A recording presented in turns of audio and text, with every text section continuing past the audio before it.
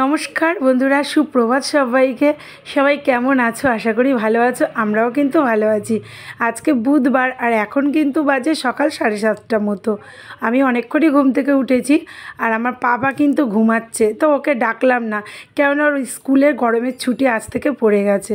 আর আজকে কিন্তু বাইরের ওয়েদারটা খুব সুন্দর হাওয়া দিচ্ছে, আর রোদ কিন্তু খুব একটা তেজ নেই, রোদটা হালকা উঠেছে আর হাওয়াটাও খুব সুন্দর দিচ্ছে।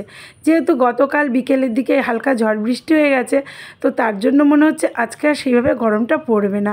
আর এই যে এদিকে আমি রান্নাঘরে চলে এসেছি চা করতে। ভাবলাম পাপা ঘুমাচ্ছে, ঘুমাক, আমি ততক্ষণে চা খেয়ে নিই। আর মেয়ে তো অফিস বেরিয়েই গেছে অনেকক্ষণ আগে। তো যাই হোক, এইদিকে আমার চা কিন্তু হয়ে গেছে। আর একা একাই চা খাবো, ভালোই হলো, পাপা জেগে থাকলে চা খেতে চাইতো। তো এদিকে পাপারও কিন্তু ঘুম হয়ে গেছে, উঠে গেছে। আর ওকে টিফিন খাইয়ে দিয়ে ওকে পড়তে বসিয়ে দিয়েছি। দিয়ে আমি ভাবলাম এবার ঘরের কাজগুলো আগে সেরে নিই, তারপরে রান্না করব। তো যাই হোক, এই যে ঘরে চলে এসেছি। রোজ দিন 4 জনের 4খানা বিছানার চাদর গোছাতে হয়। এইসব করতে অনেকটাই সময় লাগে, যদিও এটা আমার একা করতে হয় না, অনেককেই করতে হয়। আর বন্ধুরা, এখন কিন্তু বাজে সকাল 10টা মতো। তো কি বলবো, বাইরে না একদম যেন ঝাঁ রোদ হয়ে গেল, যেটা সকালে বুঝতেই পারিনি একদম যে এতটা রোদ উঠবে। আর এই যে একদম একটা অলসতা ভাব চলে এলো, আবার একটু শুয়েও পড়লাম। তারপরে ভাবলাম না, শুয়ে পড়লে তো হবে না, তাড়াতাড়ি করে কাজ সেরে নিই। নিয়ে এই যে বারান্দার দিকে চলে যাচ্ছি, কিছুটা জামা কাপড় ছিল কালকের মেলা, ভাবলাম তুলে নিই। বাপরে, বারান্দায় গিয়ে মনে হচ্ছে উফ কী রোদ, একটুও কিন্তু বোঝা গেল না যে এতটা রোদ আজকে উঠতে পারে। তো আমার না একটু বাইরে কাজ আছে, আর যেতেই পারছি না, রোজ দিন ধরে এই গরমের জন্য বেরোনো হয় না। এই বোতল কটা কিনে এনেছিলাম, তো বোতলগুলো না প্রত্যেকটাই একটু ট্যাপ খাওয়া। তো এটা কি করে ইউজ করব, একটা হলে নয় হতো, 6টা বোতলই ট্যাপ খাওয়া। তো ভাবলাম যে না, আজকে অতটাও যখন রোদের তেজ নেই, যাই করি, চেঞ্জ করে নিয়ে আসি। বাট রোদ কিন্তু ভালোই উঠেছে। তবে হ্যাঁ, যেই গরমটা ছিল অস্বাভাবিক রোদের তেজ, সেটা কিন্তু একটু হলেও কমেছে।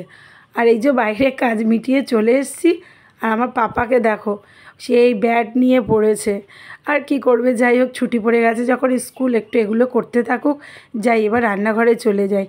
তো আজকে কিন্তু চিকেন করব আর বেশিক্ষণ লাগবে না, তার জন্যই ভাবলাম যে বাইরের কাজটা সেরে আসি, এসেই তারপরে রান্না করব। আর কি বলো তো, রান্না বান্না সেরে না বাইরে বেরোতে আর ইচ্ছেই করে না একদম এই গরমে। তো আর এদিকে পাপাকে একটু দই দিয়ে লস্যি বানিয়ে দিলাম। আমার পাপা আবার টক দইটা এমনি খায় না, ওকে একটুখানি টেস্টি করে লস্যি বানিয়ে দিলে তাই খায়। তো ভাবলাম যাক, গিয়ে যেটা যেভাবেই হোক পেটে আর কি দইটা ঢুকলেই হলো। তো ওর জন্য ওইটা করে দিলাম, ওদিকে খাচ্ছে। আর আমার এদিকে কিন্তু রান্না বসানো হয়ে গেছে। দেখো, এদিকে আমি এসে দেখি এই কাণ্ড, সব একদম কি বলবো, সারাক্ষণ খেলোয়াড় সেজে বসে আছে আমার ছেলেটা, খেলাতে এত ভক্ত হয়ে গেছে। তো যাই হোক, রান্নাবান্না সব কমপ্লিট, স্নান করা হয়ে গেছে। কালকের একটু আলু পটলের তরকারি ছিল, আর এদিকে চিকেন, এটা দিয়েই হয়ে যাবে।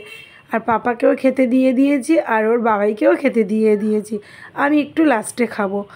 তো খাওয়া দাওয়া সেরে দুপুরে কিন্তু একটু ঘুমিয়ে পড়েছিলাম। সন্ধেবেলা ঘুম থেকে উঠলাম, উঠে সন্ধে দিয়ে নিয়ে এই যে চলে এসেছি ফলসা খেতে। এটা অনেকেই হয়তো চেনো বা চেনো না, এই ফলটার নাম হচ্ছে ফলসা। আমি বেরিয়েছিলাম যখন কিনে এনেছিলাম, খেতে কিন্তু আমার খুব ভালো লাগে।